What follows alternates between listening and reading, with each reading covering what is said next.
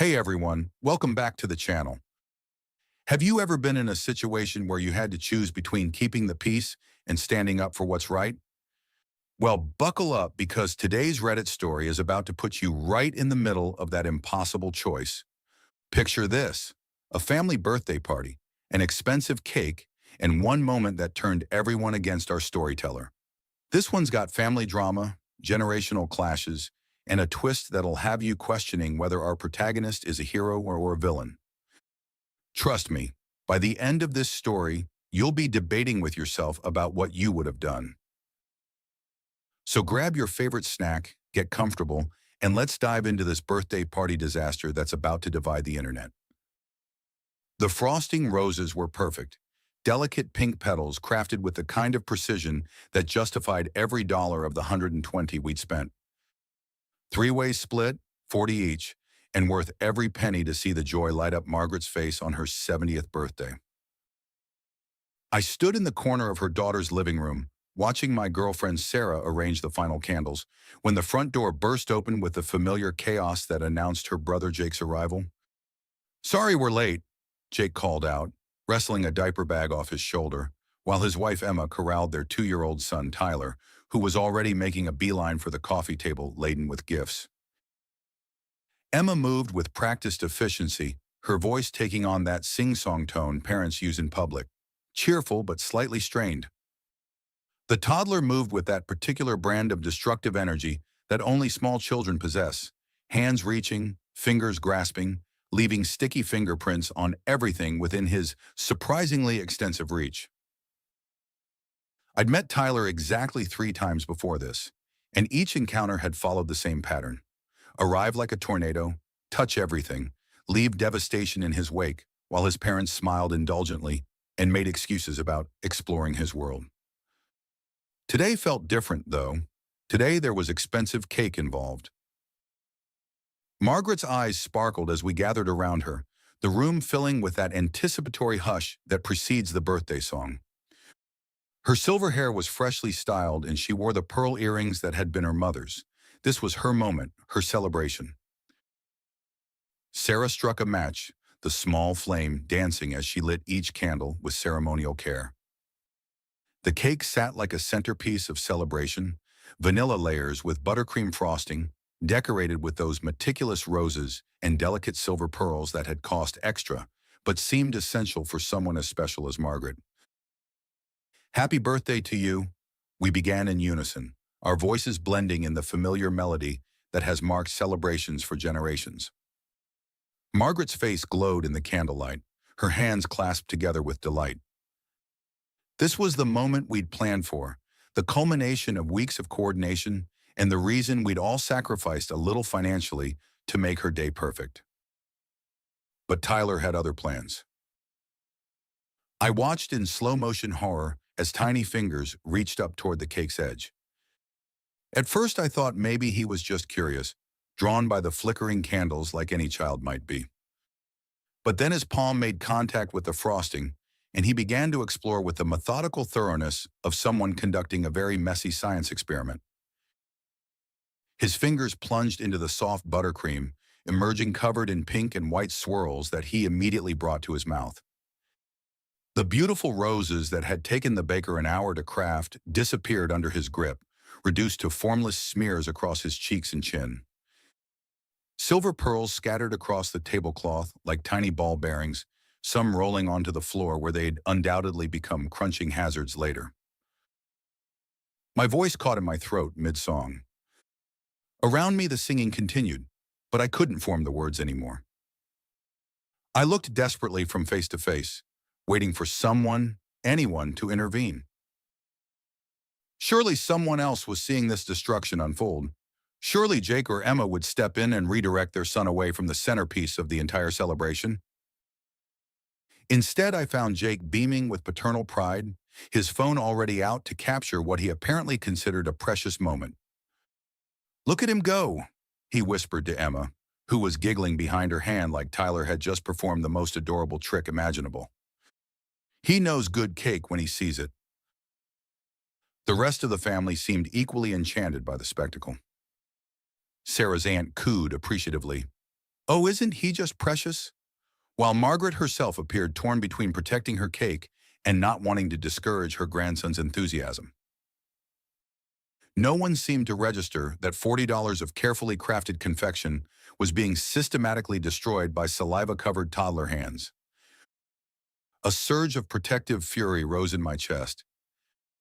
Maybe it was the casualness with which everyone was accepting the destruction of something we'd all paid for. Maybe it was the fact that Jake, who had contributed exactly $0 toward this cake, was treating it like his child's personal finger painting canvas. Or maybe it was just the fundamental unfairness of watching careful planning dissolve under sticky fingers while everyone pretended it was delightful. The moment crystallized, everyone watching, no one acting, Margaret's special cake being reduced to a toddler's plaything. I had a choice: stay silent and watch the destruction continue, or be the only person willing to speak up. Without thinking, I reached across the table and slid the cake approximately 6 inches to the left, just far enough to move it beyond Tyler's immediate reach. It wasn't aggressive, barely more than a gentle repositioning, but the effect was instantaneous and catastrophic.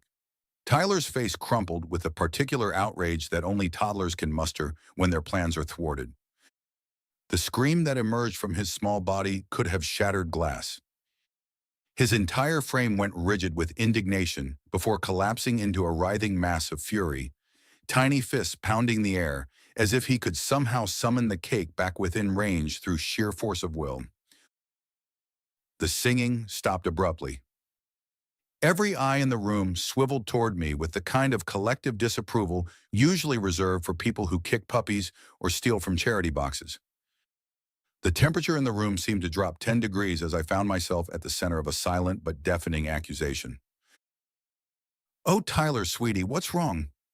Emma rushed to scoop up her screaming child, her earlier composure cracking as she shot me a look that could have melted steel. The sing-song voice was gone, replaced by something harder, more protective. Jake's jaw had set in that particular way that suggested I'd just crossed a line that couldn't be uncrossed. "Oh, you poor little thing," Sarah's aunt crooned, immediately cutting a generous slice of the now partially destroyed cake and offering it to the still wailing Tyler. "Here, honey, have some cake. Don't mind the mean man."